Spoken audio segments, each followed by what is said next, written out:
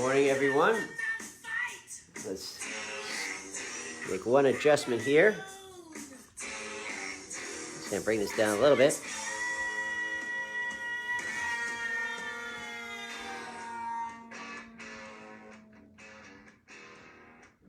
Good morning, everyone. Today is Monday, June 8th, and another session of T'nT.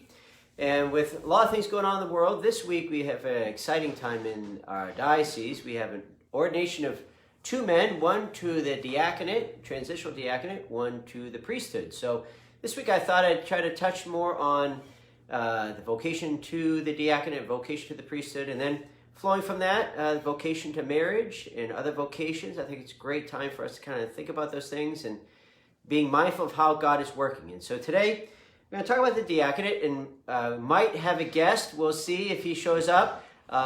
Peter Sheffer, who's being ordained the deacon Saturday. Pete might join us here in a few minutes after talking about the diaconate.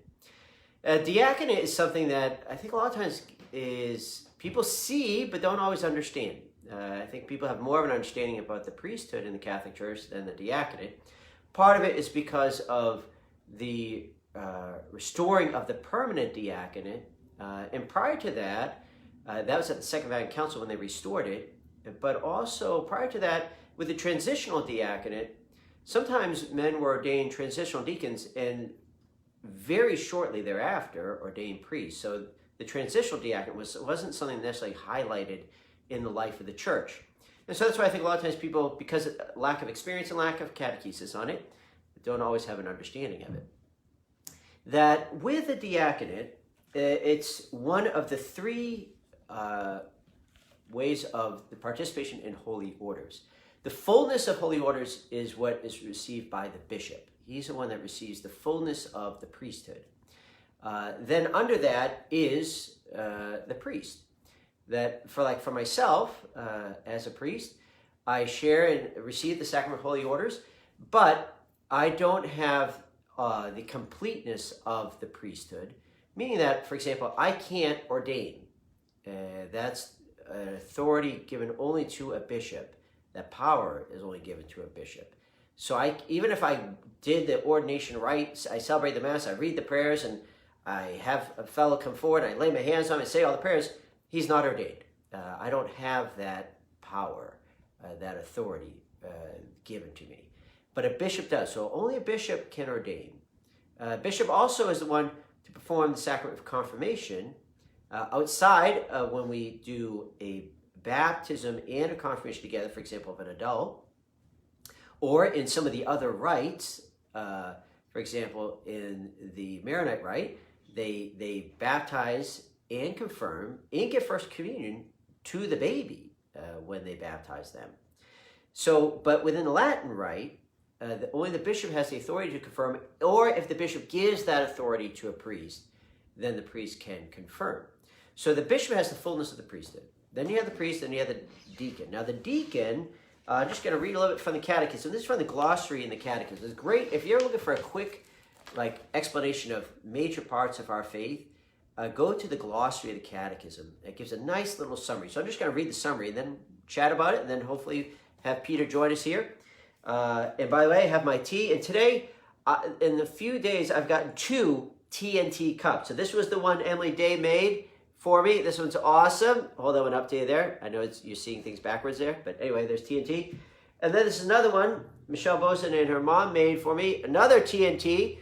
And they didn't even consult with Emily. Look at this. It must be the Holy Spirit bringing out the same image. On the back here, it says T and Theology, because that's what our T'nT stands for. Anyway, and I'm drinking English breakfast tea with honey today.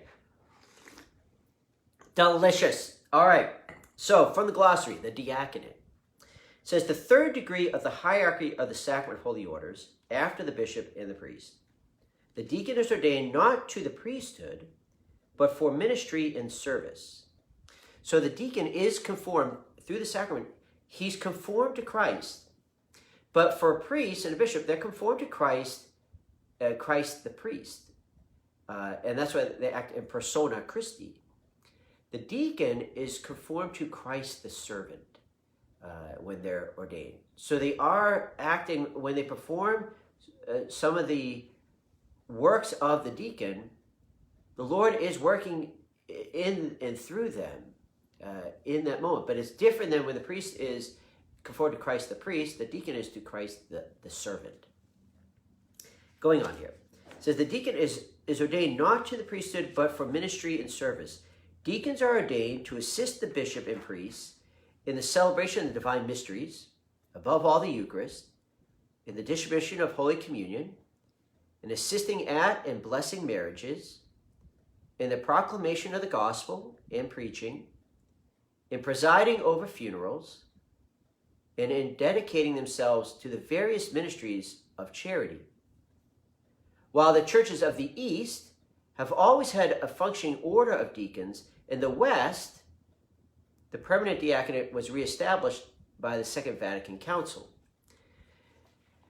Now, the deacon, there are certain things that actually the primary role is of the deacon. So the proclamation of the gospel, that's primarily the role of the deacon. So if you have a bishop there, if there's a deacon, it's the deacon's role to proclaim the gospel.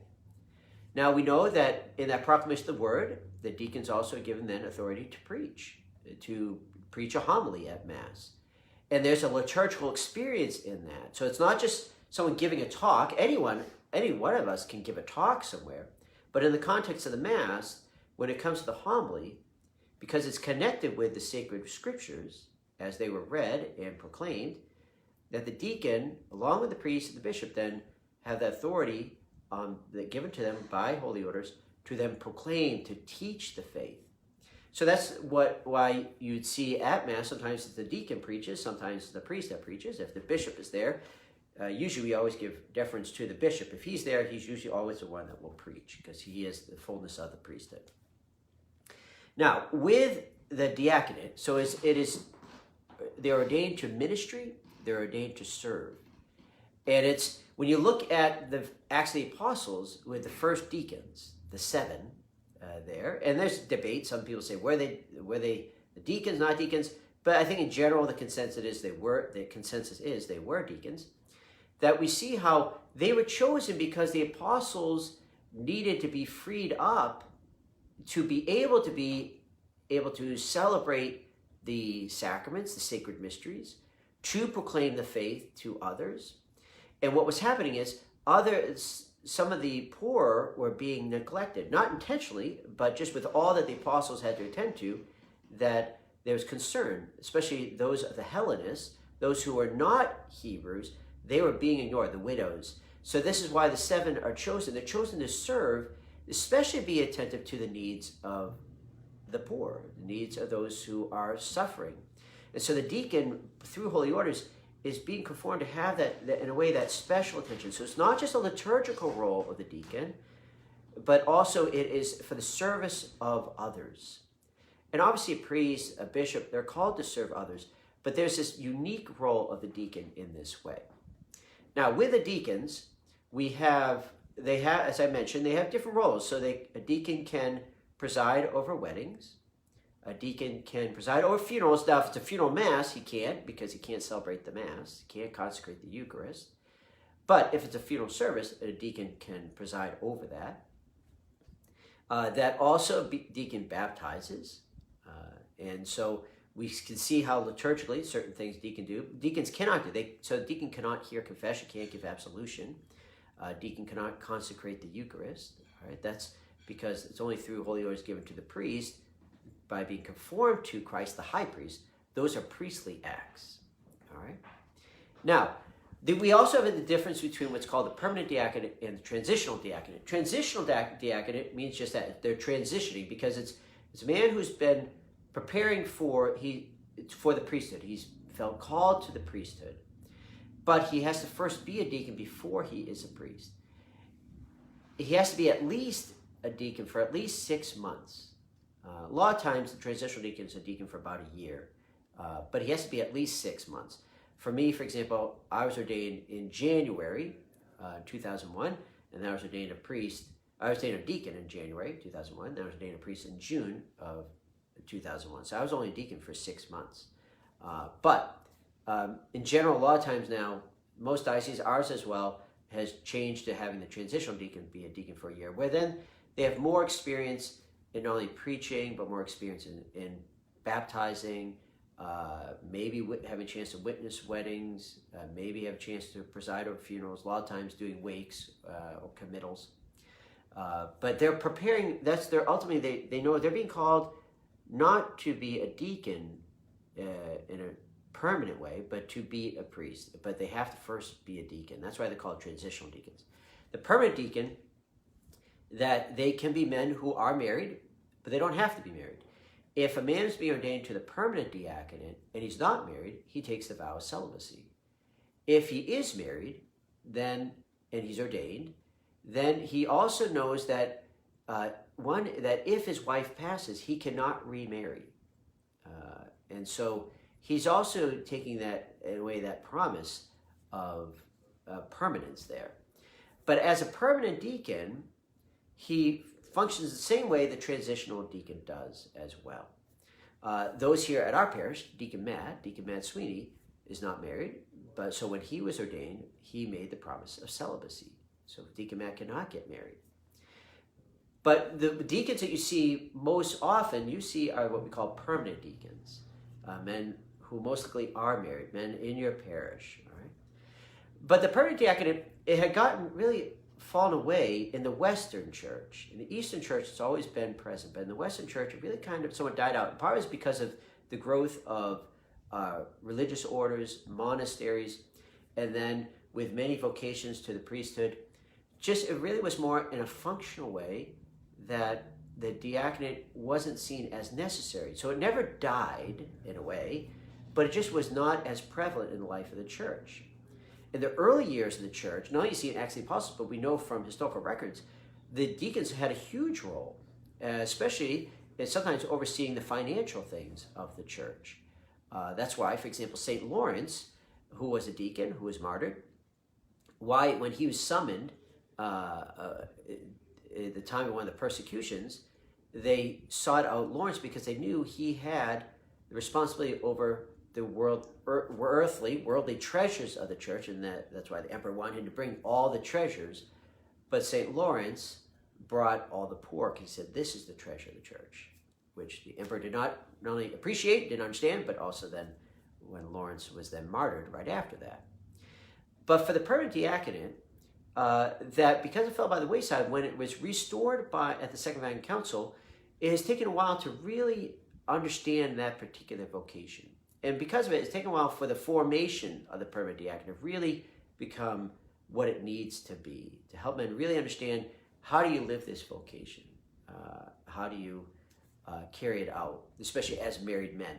And they undergo several years of formation, preparing for the diaconate. It's not as intense as, for example, men preparing for the priesthood. For the men preparing for priesthood, they live in seminary. They have up to, I think we studied up to 126 credit hours of theology and philosophy. They do a lot of study. The permanent diaconate just can't do that because those men have families, because they have jobs. So they do study, they undergo formation. It's not as extensive as the men who are preparing for the priesthood.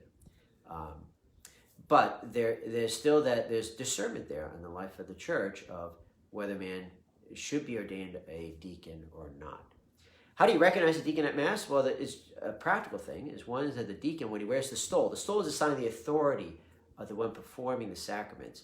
So the priest wears the stole over his shoulders, and he usually wears it hanging straight down. Sometimes if he's wearing certain type of vestments, older vestments, it might actually then cross over him. But the deacon wears the stole just going across one shoulder and across the front and the back. So that's how you can always tell a deacon that his stole is just going one way straight across him like this. And then sometimes he'll wear what's called a dalmatic. The dalmatic is similar like how the priest wears the chasuble. That's the cloth he wears over him at Mass. The deacons look similar many times to the chasuble of the priest, but the deacon has sleeves on his, and often design-wise, they may have like these straight stripes and a kind of like block going across type of thing. But the main thing is you can tell a lot of times they have the sleeves. That's how you can tell the dalmatic. You say, oh, well, that's a deacon. So there's sometimes a visual way that you see a difference there. Now, I don't know where Peter was standing here. He went into the kitchen. He's abandoned me here. I was going to have a little interview with Peter, get you guys get to know him. So Peter is seminary for our diocese. He's what we call a late vocation. Peter was in the military for many years. He was in the Army, an officer in the military for many years. Peter has been studying at Pope St. John the 23rd Seminary. His parents lived down in the Cape. He grew up actually in New Jersey. And then after years of military, he always sensed that there may be a vocation there that might be called, but just different reasons why. Only later in life did that clarity really come. So Peter's been actually staying here with me, along with a couple of the other seminarians, since the whole pandemic broke. But Peter's getting ready. He'll be ordained in the same ordination with Deacon Steve being ordained a priest. It's very rare that happens, but it's allowed by the church, having a rite where they both are participating in it. So first Peter will be ordained a deacon, then Deacon Steve will be ordained a priest in that same ordination. So it's a very exciting time for the church. And yeah, Pete, I'd have to say, just a man of good quality character. I think as people get to know him, I think you'll be impressed with him. And keep him in your prayers as he's about to prepare. And that's it for our episode here. Let's finish up with a little Frank Sinatra coming on in the background here. Again, many thanks to Emily for this awesome T'nT teacup. Also for Michelle and Ginny for this T'nT cup and this great cup of tea that I have today. Many thanks to all of you for joining today. Again, keep this an exciting time for our diocese whenever we have men being ordained. I know it's been a challenging time for everyone because of, with the pandemic, the inability for all those months to be able to receive our Lord. Now we can start to receive him, but even for some, with all the limitations and the fears about still COVID being passed on, some still watching the Mass just from home. So anyway, let's keep one another in prayer. Give thanks to God, especially for the gift of holy orders that we will celebrate this week. And that's all. We'll see you tomorrow, everyone. God bless.